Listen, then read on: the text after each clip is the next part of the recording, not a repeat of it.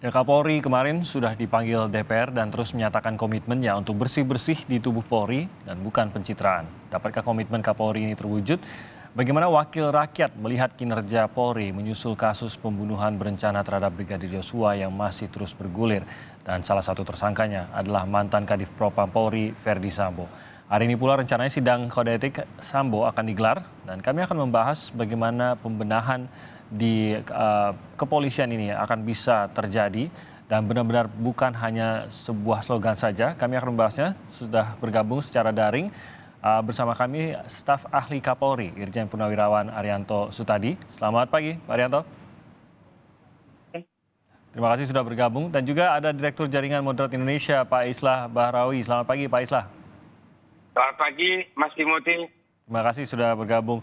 Dan nanti juga akan bergabung bersama kami adalah anggota Komisi 3 DPR RI, Pak Arteria Dahlan. Namun saat ini kita masih menunggu Pak Arteria untuk bergabung bersama kami. Saya bahas dulu bersama Pak Islah dan juga Pak Arianto.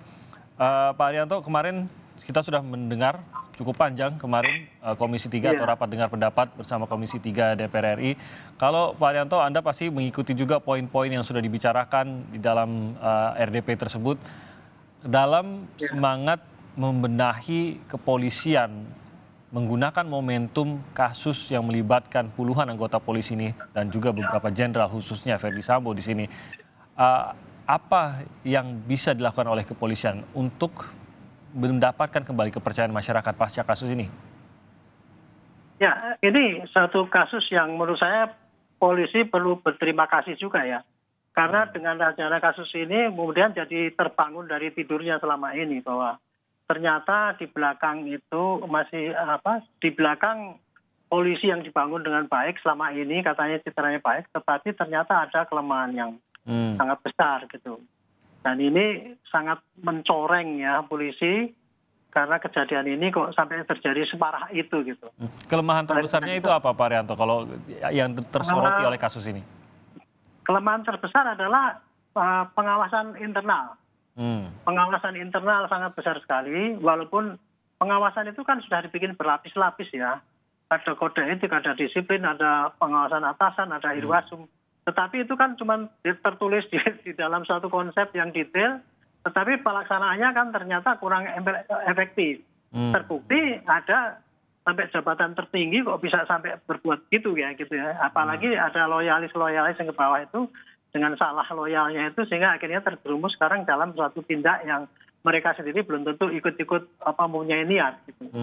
Nah ini saya kira ini momen-momen terbagus bagi polisi untuk merancang kembali bagaimana caranya untuk agar pengawasan internal itu tidak hanya tertulis tapi bisa diterapkan dengan cara baik. Termasuk juga misalkan rekrutmen itu kan, jenjang karier. Sudah ada asesmen Pak, ada asesmen kemudian ada psikologi dites dan sebagainya. Tetapi kenyataannya kan ada yang kebobolan itu sampai segitu ternyata gitu. Ini Pak Arianto Anda menyebutnya titik kelemahan, tapi sebenarnya bukan karena lemahnya pengawasan. Jadi bukan lemahnya pengawasan, tapi justru tidak efektif, tidak dilaksanakan gitu. Jadi bukan lemah, tapi memang tidak dilaksanakan atau tidak ada kemauan atau apa sebenarnya Pak Arianto? Kurang efektif Pak pelaksanaannya. Jadi kurang efektif misalnya begini, ada pelanggaran yang mestinya ditindak kadang-kadang terlewatkan. Kan kemudian terpilih-pilih itu tindakannya, kemudian tidak ditindak secara tegas, tidak transparan. Akibatnya kan kalau tindakan tidak transparan itu kan yang lain tidak tahu kalau kayak gitu ditindak untuk internal sendiri ya, ataupun untuk publik bahwa seakan-akan kan banyak pelanggaran tapi tidak terpublikasikan gitu. Jadi itu kelemahan ini yang mengakibatkan banyak yang terlena. Nah, diantaranya kemarin itu kan dibuka dengan satu peristiwa yang segitu parahnya gitu, baru kita tahu, waduh, ternyata ini memang harus dirombak total ini bagaimana cara pengawasan itu yang baik itu. Oke, jadi itu kurang lebih salah satu faktor itu. Jadi benar tapi seperti faktor lain juga faktor eksternal Pak. Pengawasan eksternal sekarang polisi kan sangat lemah sekarang Pak. Adanya kan cuma dari DPR. Dari Komnas HAM, dari Kompolnas, Ombudsman, gitu kan, dan masyarakat. Masyarakat sudah kritis, tapi Kompolnas sendiri sebagai lembaga yang pengawas polisi itu tidak punya gigi sekarang ini kan. Kewenangannya ada tapi tidak punya kewenangan untuk melaksanakan kewenangannya itu. Contoh, Kompolnas kan itu hanya memberikan saran ya, keluhan-keluhan dari masyarakat kemudian disampaikan ke polisi untuk diperbaiki gitu. Nah, tapi karena Kompolnas nggak punya kewenangan apa-apa, misalnya menegur ataupun mengusulkan pejabat untuk dicopot dan sebagainya, akhirnya masukan dari Kompolnas kebanyakan selama ini kan tidak itu diperhatikan oleh polisi. Hanya sebatas rekomendasi begitu ya, jadi tidak nggak ada ototnya lah begitu istilahnya untuk menggerakkan atau memperbaiki. Ya, itu antara lain ya, masih banyak lagi faktor pengawasan yang lemah. Oke, baik. Saya ke Pak Islah dulu. Kalau Pak Islah, kalau yang Anda soroti apa dari sepanjang kemarin itu kelemahan-kelemahan yang masih didapati ataupun pelanggaran-pelanggaran baik besar atau kecil yang masih didapati di dalam kepolisian ini disoroti sekali oleh para anggota DPR. Kalau Anda sendiri terkait juga dengan kasus yang dikatakan Kapolri menjadi pil pahit. Tadi Pak Arianto juga mengatakan bahwa sebenarnya ini sedikit banyak perlu berterima kasih juga, harus menjadi momentum bagi kepolisian untuk membenahi diri. Tapi sorotan Anda apa yang seharusnya menjadi hal yang harus paling diperhatikan oleh Kapolri dan jajarannya untuk memperbaiki citra kepolisian di mata masyarakat? Baik, makasih Mas Timothy. Jadi kalau kita lihat timeline-nya kan yang menjadi petaka dan kemudian menjadi clue kepada kita bagaimana kondisi internal Polri ini kan sebenarnya 10 hari pertama nih, kurang lebih 10 hari pertama ya. Ketika Verdi Sambo masih belum dinonaktifkan, dan disitulah kemudian dia menyeret-nyeret dan melakukan intervensi terhadap proses-proses crime scene investigation, termasuk juga proses lidik-sidiknya. Nah, dari sini kemudian kita bisa memetakan bahwa betapa bahwa di dalam internal Polri itu ada capacity building yang harus dibenahi. Ada raja-raja kecil yang bisa dilihat secara struktur di situ, betapa powerfulnya seorang Kadipropam di situ. Kadipropam ini membawahi Paminal juga. Dia membawahi proses-proses lidik-sidik dari provos misalnya. Nah, ini kan justice system, internal justice system yang dikuasai satu divisi ini membuat kemudian ada raja kecil di dalam yang disebut oleh Pak Mahfud MD itu mabes dalam mabes. Lagi-lagi tidak transparan juga, gitu ya. Ini membuatnya tidak transparan bagi publik. Betul, dan kemudian ini menyeret beberapa penyidik dari Polda Metro, dari internal Bareskrim juga, termasuk juga dari Paminal dan Propam. Ini menunjukkan betapa powerfulnya jabatan itu yang kemudian bisa melakukan intervensi ke segala arah. Nah, titik pembenahan internal Polri ini di sini. Ini persoalan capacity building, ada sistem pengawasan juga yang harus dibenahi, dan ini kalau tidak diselesaikan, ini akan terus menjadi sambu-sambu berikutnya. Nah, ini memang menjadi PR besar, dan dari kasus ini kemudian membuka kita bahwa hari ini tidak bisa kita pungkiri, polisi hari ini betul-betul selama ini berfokus terhadap law enforcement, bukan crime prevention. Dari sinilah kemudian terciptalah diagram-diagram itu, meskipun kita tidak bisa menjadikan ini rujukan, tapi kita tidak bisa memungkiri bahwa terjadi transaksi-transaksi dalam berbagai perkara misalnya.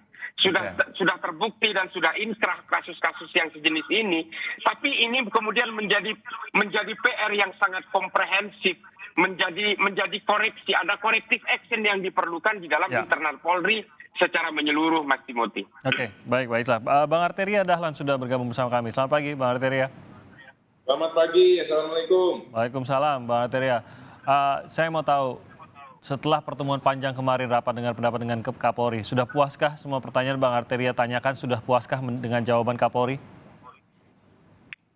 Ya, kalau ditanya puas tidak puas, ya kalau boleh dibilang angka itu ya masih 7 lah itu ya. 7 dari 10. Tapi kan nawaitu atau niat baik Pak Kapolri. Apa itu?